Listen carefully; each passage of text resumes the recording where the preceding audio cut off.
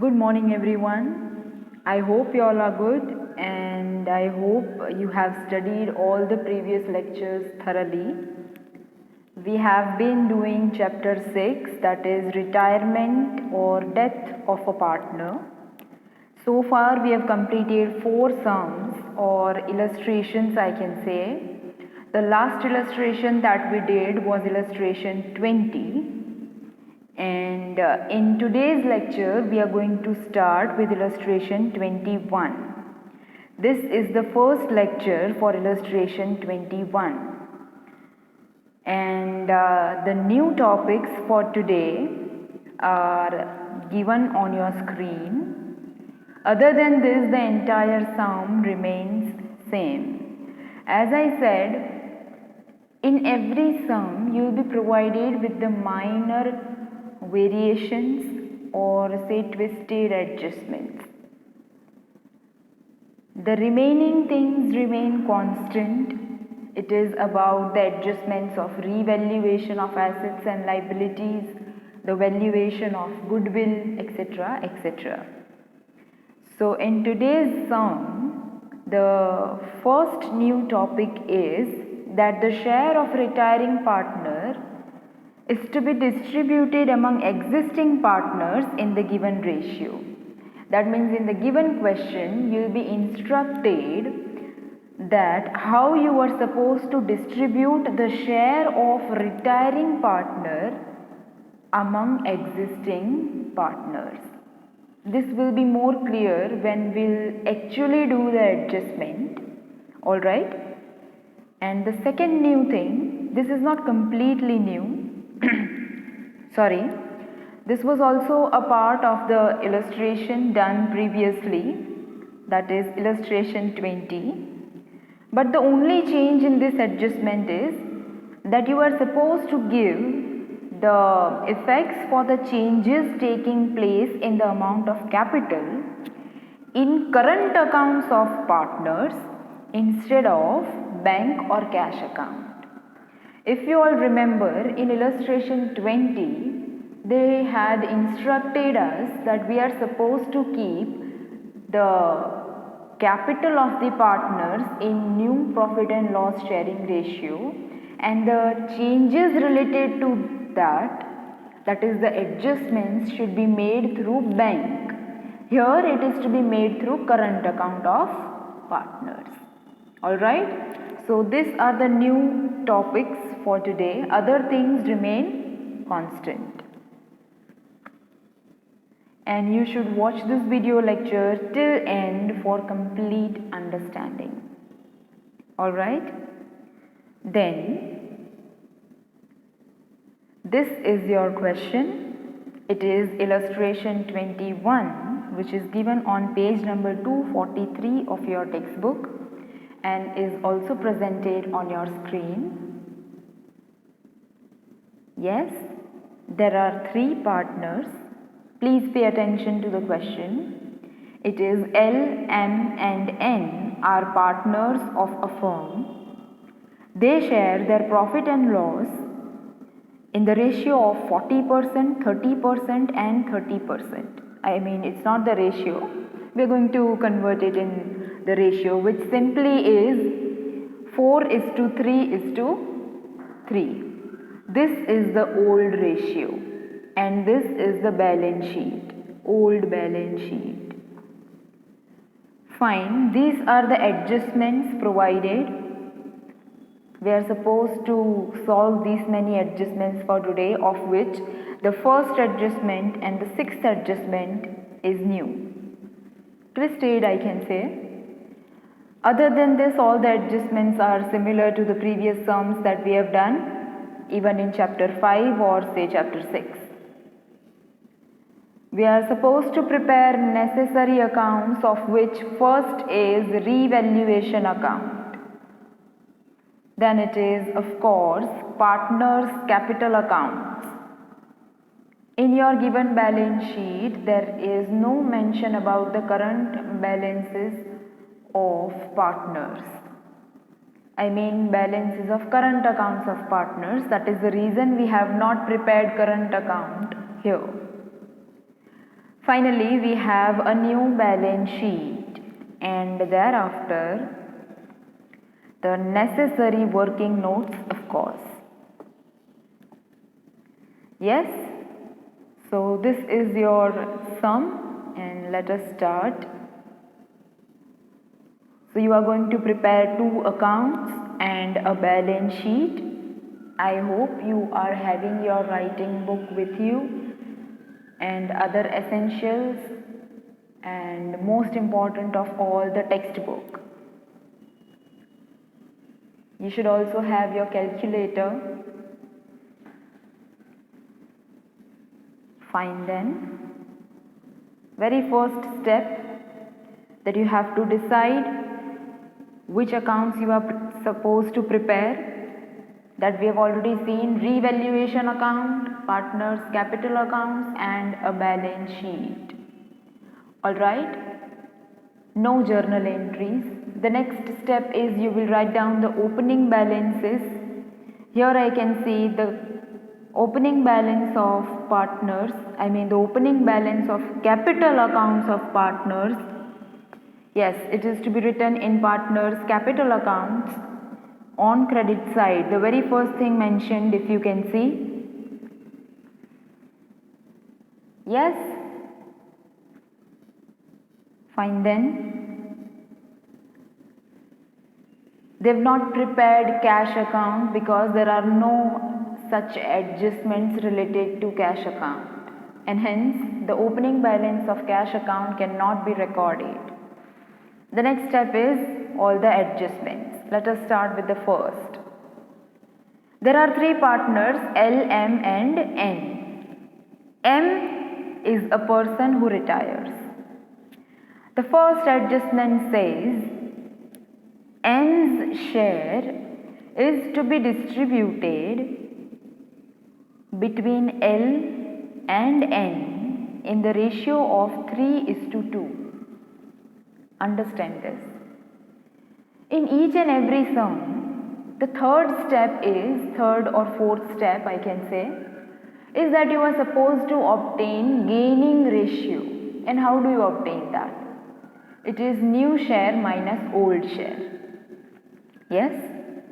And in most of the sums, you are provided with the new share of partners, new ratio.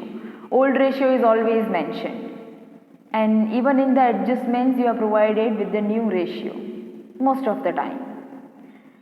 Now today's sum is different in that case. You have to find out new ratio. Yes? So old ratio, as we know, it is 5:3 my mistake, it is 4:3:3. Old ratio, I repeat, is 4:3:3. How it is given here? 40%, 30% and 30%. Okay. Now out of 3 partners, one is going to retire. So his share of profit will be given to the remaining partners, that is L and N in this sum. Yes? So they have clearly said that it is to be given in the ratio of 3:2. This itself is the gaining ratio. Yes?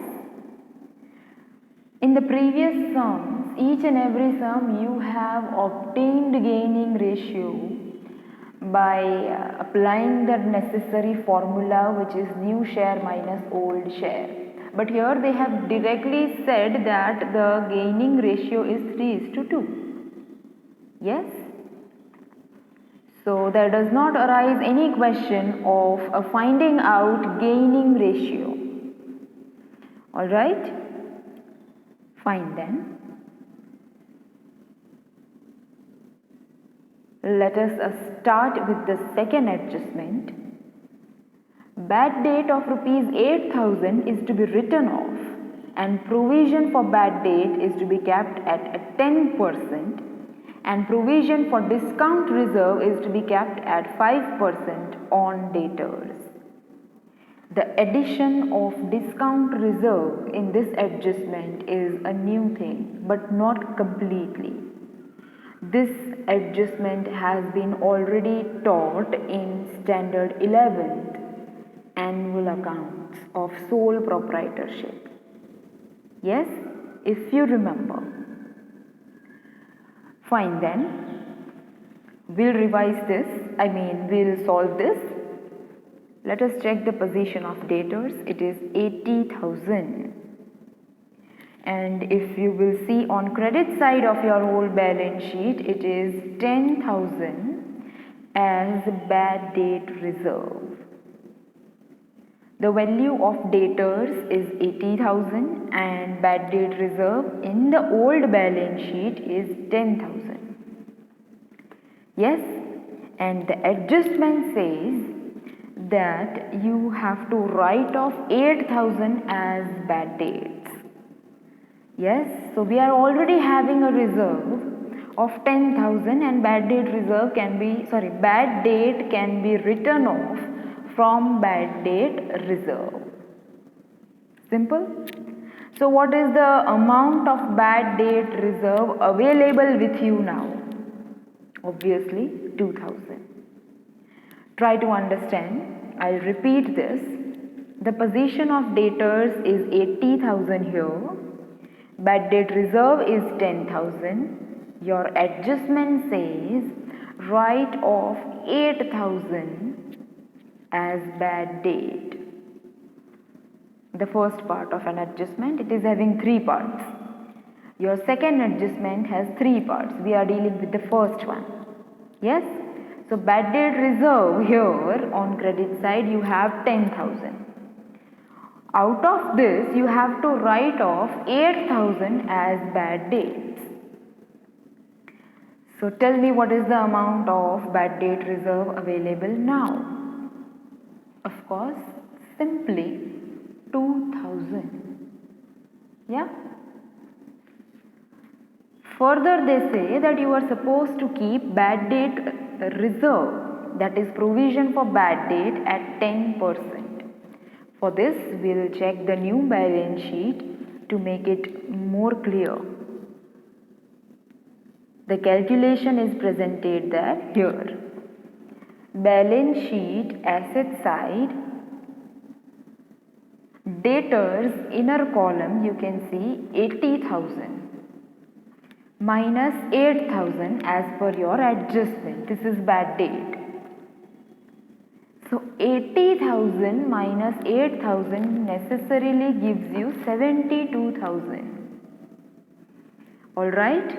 And further they say that you should keep a bad debt reserve of 10%.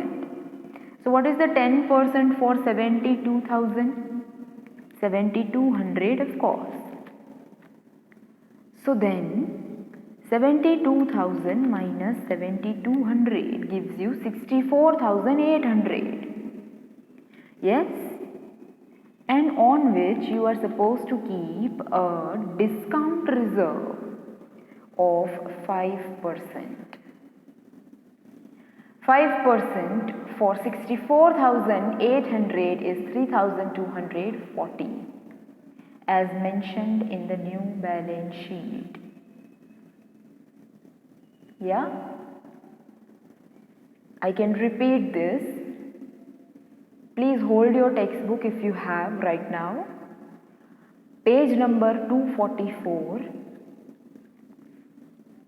Second adjustment, and pay attention to the screen along. Okay, I am reading the adjustment and will also instruct about the effects given in the new balance sheet. Your adjustment says bad debt of 8,000 is to be written off. Okay, so total debtors 80,000 minus bad debt 8,000. Done? Okay. So now what is the amount of debtors? 72,000. Then your adjustment says that provision at 10%. So what is the 10% for 72,000? 7,200. So what is the amount for debtors now? 64,800.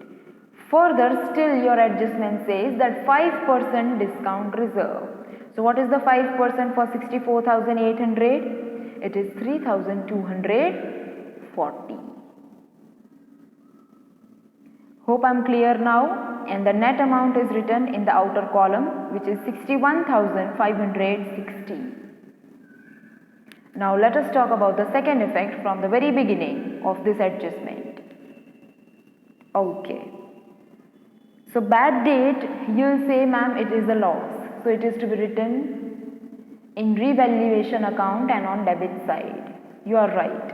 But you already have a bad debt reserve of 10,000 in the old balance sheet, if you can see on your screen. Yes? So that 8,000, those 8,000 will be written off from this.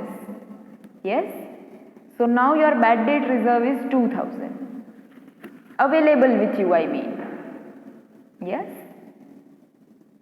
And what is the new amount of bad debt reserve? It is 7,200 as written in balance sheet. Yes? Fine then. You can also see the second effect for discount reserve on debtors, which is 3,240. Yes? You can see here you have a balance sheet 3,240. Hope I'm clear.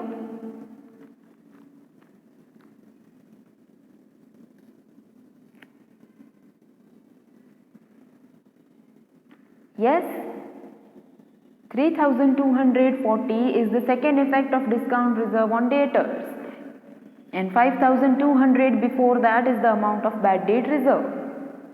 Bad debt reserve, they said that you are supposed to keep 10%. 10% is 7,200, of which 2,000 already I have, which is left here. Here it was 10,000. From this I have deducted 8,000. So remaining 2,000. So how much more is needed? 5,200 to make it 7,200. So 5,200 is the second effect for bad debt reserve here. Why not 7,200? Because 2,000 is already available, which is added here in the balance sheet. Here, if you can see. Alright. Fine then. Let us move towards the next adjustment that we have. Market value of investment is rupees 50,000. Let us check its book value. 60,000. What is the market value? 50,000. Decrease in the value of investment. What is loss? 10,000. It was 60,000 here. It is 50,000 in the adjustment. So there is a loss of 10,000. To write off this loss, we already have a reserve, which is investment fluctuation reserve, if you can see on credit side. Yes? So it is 15,000. 15,000 minus 10,000. Your loss is written off here. So there is no need to write down the effect in revaluation account, because it has been written off from investment fluctuation reserve already. So now the remaining amount for investment fluctuation reserve is 5,000. Yes? 10,000 has already been written off. So remaining 5,000 will be distributed among partners in their old ratio. Here you can see on credit side, by investment fluctuation reserve account. 2,000, 1,500 and 1,500. This is distributed in old ratio. And the new value of investment is to be written in new balance sheet, which is 50,000. This adjustment was not new. Let us see the next adjustment. Market value of building is rupees 2,50,000. What is its book value?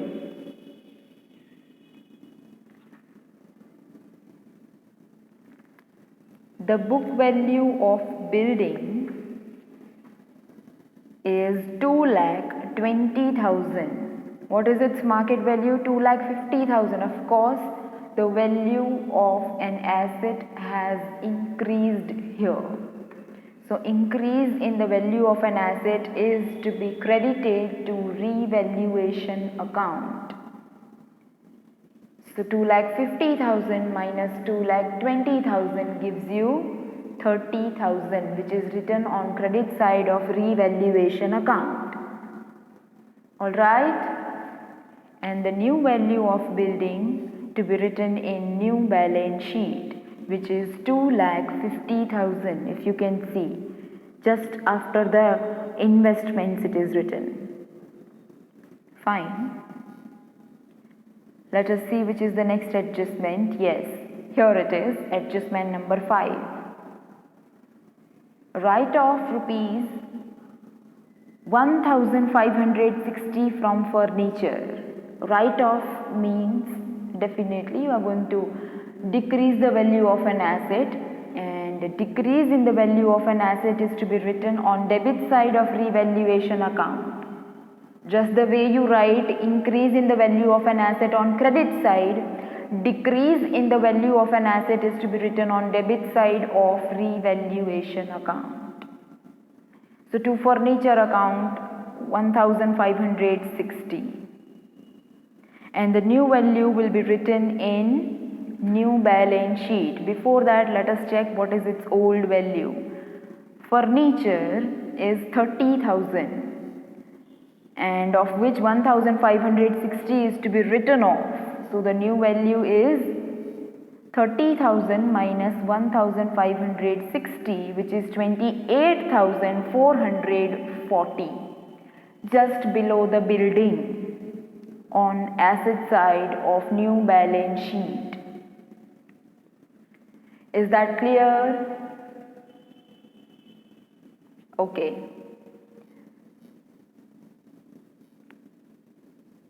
The next adjustment. The capital of L and N is to be kept in their new profit and loss sharing ratio, and all necessary adjustments to be made through their current account.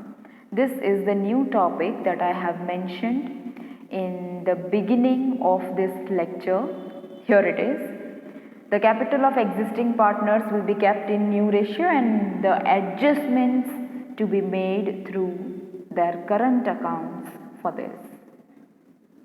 Yes, and as I have mentioned in the previous lectures that this type of adjustments are to be done at last. Once you are done with everything, when you reach to the step of totaling partners' capital accounts, during that time this adjustment can be solved. Yes, so we'll skip this for now. We'll do it when we reach to the step of totaling partners' capital accounts. So let us check the 7th adjustment for now.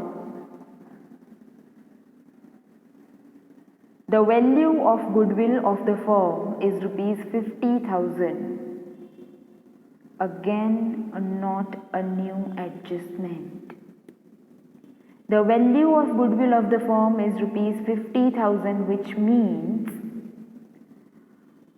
this is the new value, and out of this the share of retiring partner is to be obtained, which is to be paid by the existing partners in their gaining ratio, which is also mentioned, and which is 3:2 as per your first adjustment.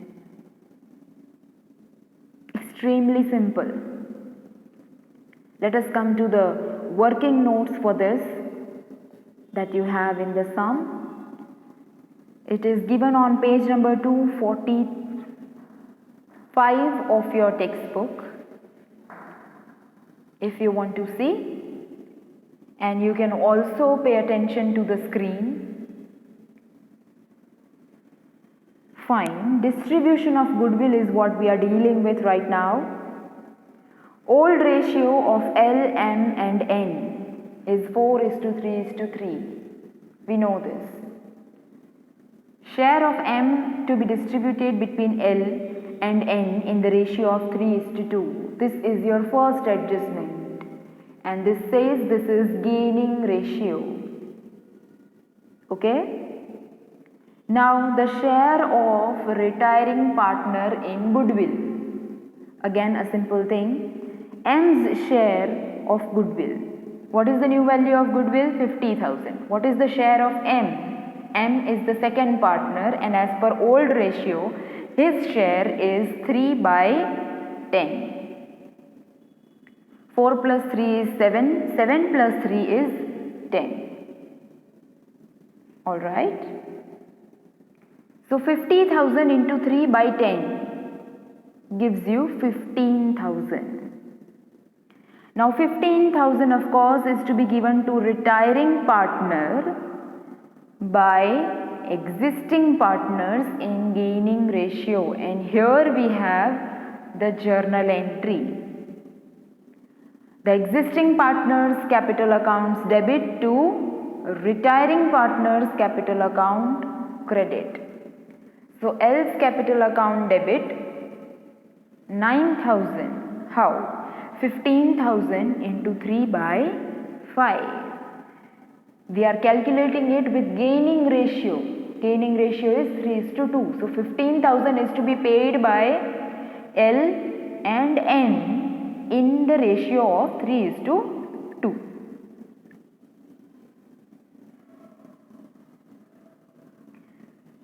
Fine.